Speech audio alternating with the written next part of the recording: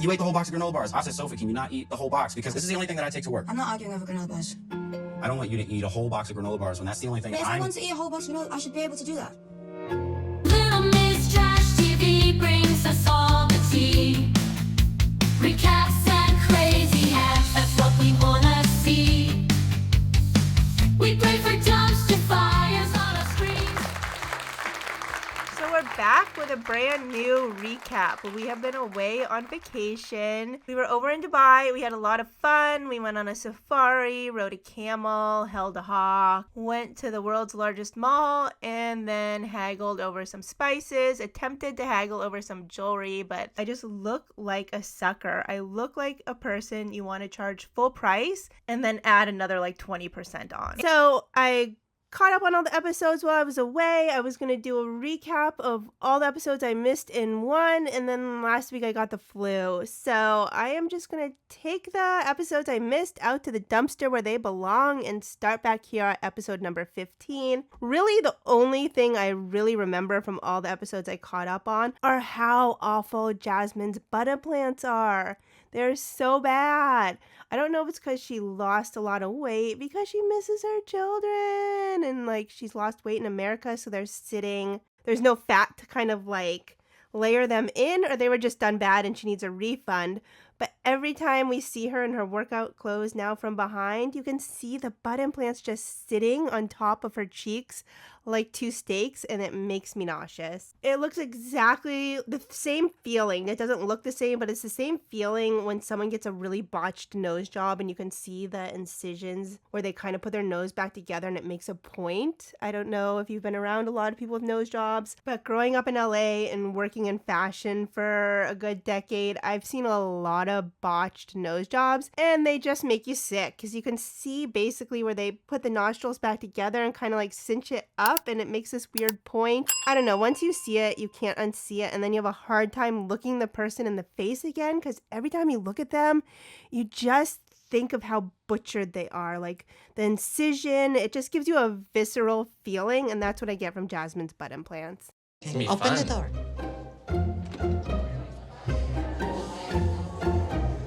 Hi, everyone.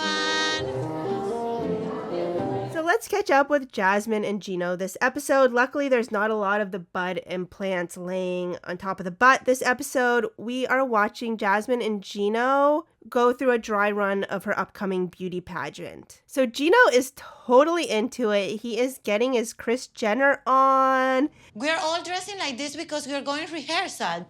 It seems like you need, I don't know, maybe a necklace or something. Are you Jasmine is his honey boo-boo. He loves being a stage mom. And Jasmine, being Jasmine, cannot handle that. She does not like Gino enjoying anything. So despite Gino paying for this, her begging for him to pay for this, for her having to like manipulate the entire family reunion to get the uncle to go to Gino to pay for this pageant, Jasmine's upset at Gino. She does not like that he's recording this dry run of the pageant and kind of comparing her to the other women. Even the beauty pageant coordinator is just like, whoa, because Jasmine, not only is she older, she's very plasticky, she is super awkward. Like, Jasmine has bought all the right body parts.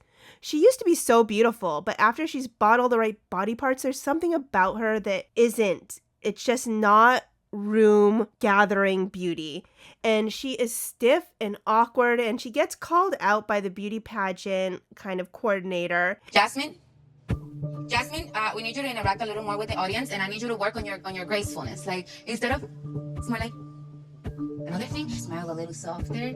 And then afterwards, Gino's like, yeah, I recorded the whole thing. These are some things you could do, agreeing with what the coordinator said. Some of the girls that I thought had good posture and looked at the crowd. Excuse me? You were recording other girls. That's bull. And Jasmine loses her shit. She's like, you're recording the other women. Are you going to go home and wank your Gino sausage to the other women? It's been like an hour. He doesn't have time to decide if beauty pageant porn is even something he's into before she's lost her shit on him. And of all the things she could have picked, because she was so sad about her children, she could have picked, I don't know, quilting, going to therapy, painting, going home, just leaving the country. She could have done a million things because she missed her children, but she chose pageantry, which is comparing women from every which way, from toes to boobs to intellect. Everything is going to be compared to another woman, and now she's projecting that You're not the jury. all on Gino. So we leave off with Jasmine and Gino, where Jasmine has uninvited Gino to the next part of the pageant, despite Gino paying for it. I mean, she begged and pleaded and threw a smoothie at his shoes for him to pay for it. She manipulated his entire family reunion cookout so that the uncle would come to Gino and tell Gino to pay for this pageant. And now Gino, who is having a little bit of fun being his, Kris Jenner of this event, So you are uninvited to the rehearsals. Uninvited? is now uninvited. So next episode is going to be the fallout from that. You seem really tense. Don't tell me I'm tense. I know I'm tense. I feel it in my back and my stomach. I'm hungry and I'm bloated.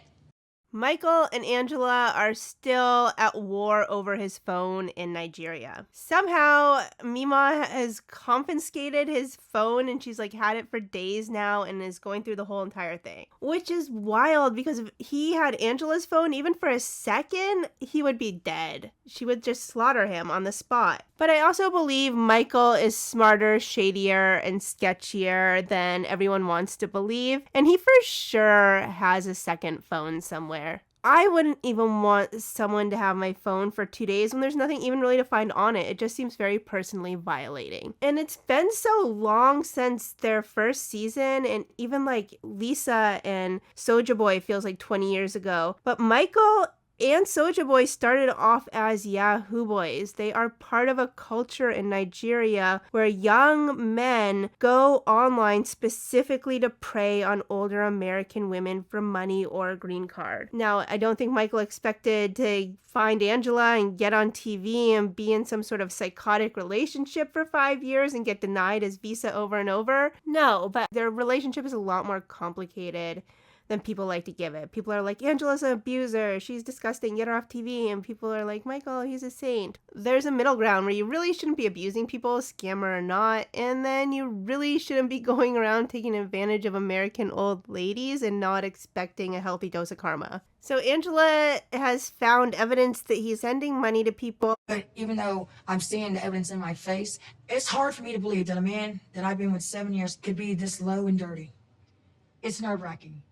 I'm praying I'm wrong. Things kind of get proven wrong later, but the one thing that holds as sketchy this whole time is Michael is not only he created an entire Facebook group or a group somewhere that is fully dedicated to young men getting older women in America. So young Nigerian men getting their green card from an older woman in America. And like I said, he's not just in that group, because he keeps telling Angela, I'm in that group because I wanted to expedite our visa. But he is the creator of the group, and I believe, I'm not quite 100% sure, maybe you can put in the comments below, but I believe she said at one point that people were paying to be in this group, which brings us back full circle to that Michael started as a Yahoo boy, and that he started initially as seeing Angela as a scam. So Angela's like, call the embassy, get his green card revoked now, and Michael's getting super pissed because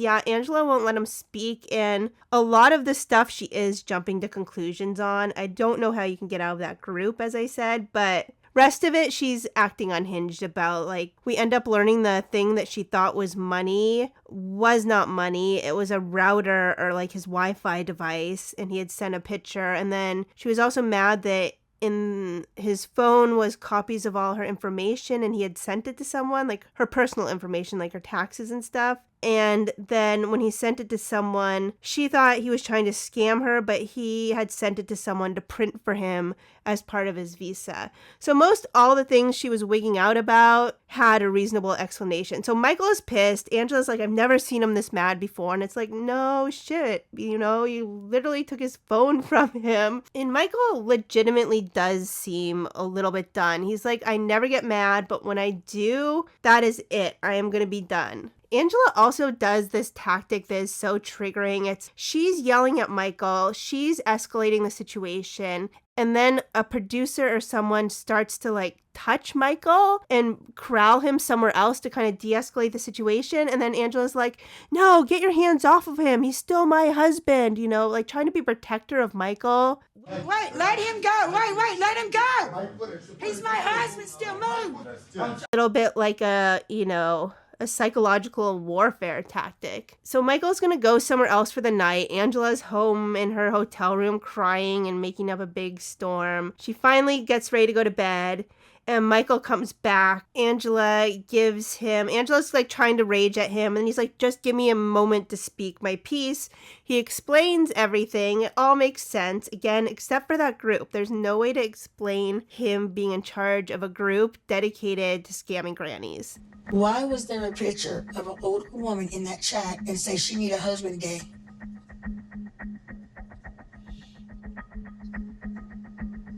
When I used to be bigger on Instagram, I used to mess with these scammers, and they all really have the same plan, like the same script they're reading. You know, you're so great, you're so beautiful, but it's the same thing. There's not genuineness to any of it. And I would send them like pictures of Lisa or Angela, and they'd be like, oh, I want to marry you and have your babies. So I recognize this line with Michael when he says it to Angela to settle her down, and she takes the bait, in which he says that, I just want to tell you, like, I get depressed. And this group, So you're supposed to tell me yeah, things this like group that. where I am, most of them, they fall into depression because years, you know how long we've been on this. oh, he did all this stuff and he made this group because he was lonely and missed Angela so much, and he's home alone just missing her all day. And she falls for it. She's like, well, Michael, you should have just told me you did all this because you were super sad and missing me all day. That's all I've ever wanted to hear from you. Then she blames him for everything. She's like, look, Michael, if you just communicated with me like I've always been asking, none of this would have happened, and I wouldn't have had to yell at you. I want us to live together as husband and wife, and I want to be there for you, take care of you. I mean, be the man in your life and in the house. So basically, Angela accuses Michael of making her be abusive to him, which is just neurotic. Today is such a joyous day to be able to fully embrace my Cameroonian culture. There's going to be a lot of dancing and drinking, and most importantly, Emily and I are going to get blessings from our parents. Let's go back over and visit the only kind of positive couple of this season. Emily and Kobe, they are having their big Cameroonian wedding, and it goes off without a hitch. Everything goes great. The dad gave a speech. He gave his bride price. The dad's kind of the star of this entire season. He's such a damn good sport. Kobe lets us know that weddings in Cameroon and Africa are not boring like American weddings, and he is right. So the girls of the bridal party all march over to Emily's house, pick her up, and they all dance and chant to the wedding. There are no vows because I guess the wedding's more about family and just having a good time. Kobe is feeling rich because he can afford a cow's tail to wave at everyone. I guess in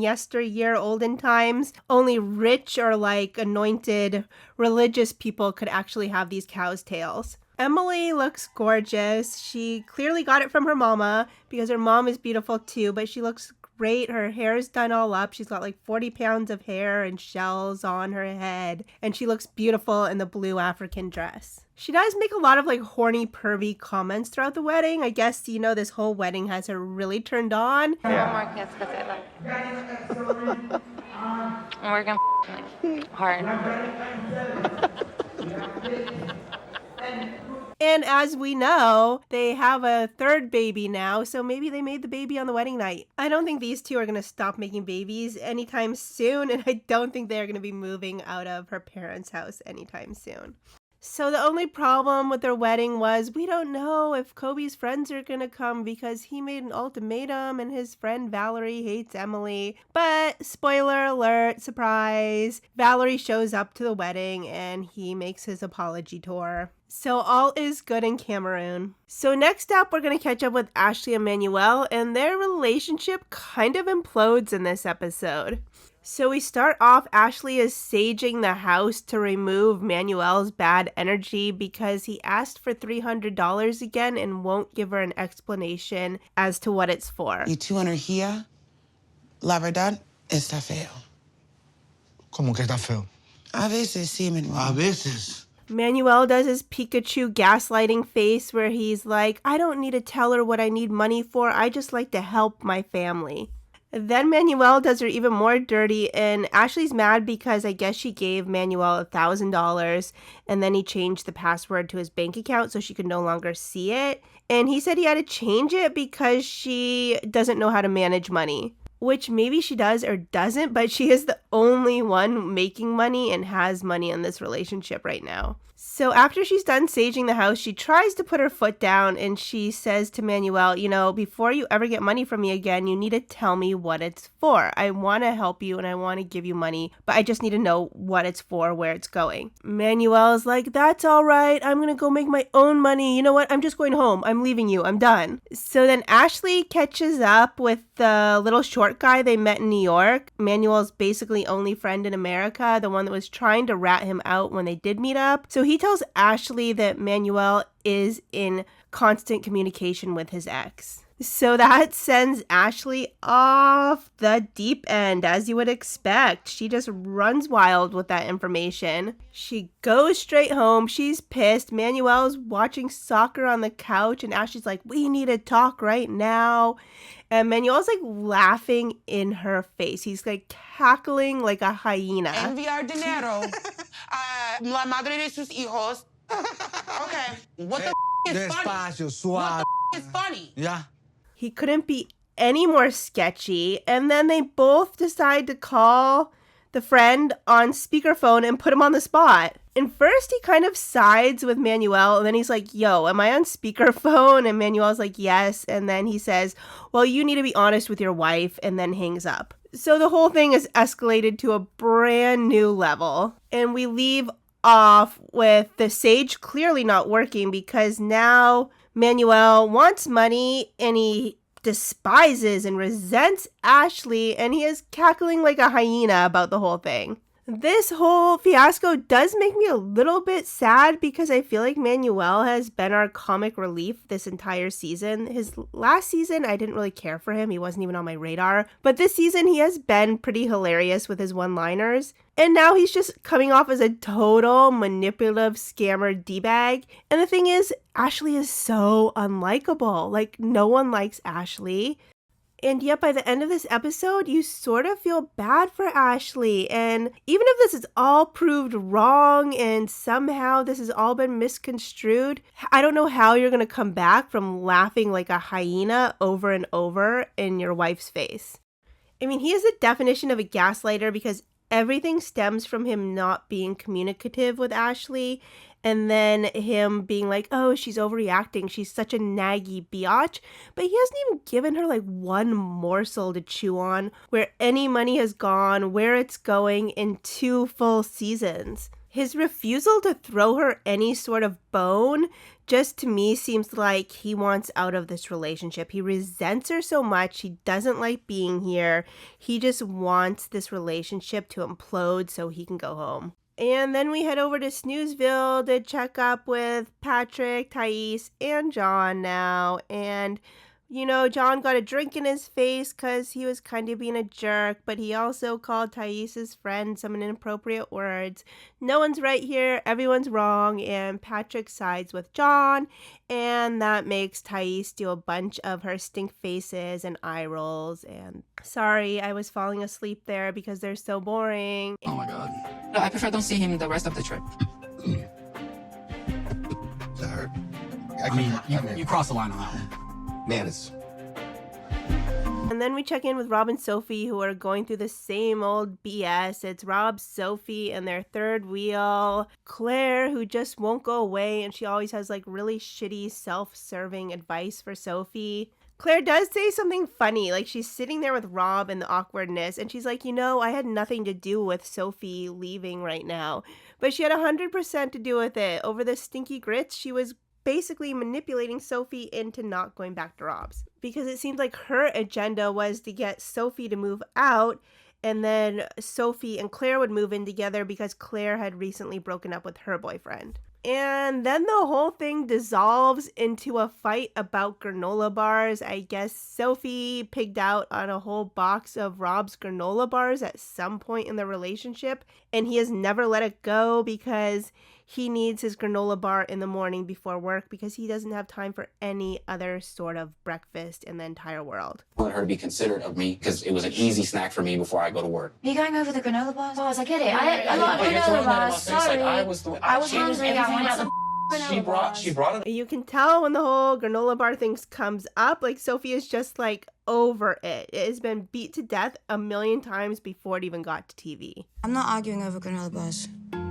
I don't want you to eat a whole box of granola bars when that's the only thing But if I want to eat a whole box of granola, I should be able to do that. And Sophie has resorted to speaking with her emoji stuffed animal that is stuffed up the butt with every possible emotion ever.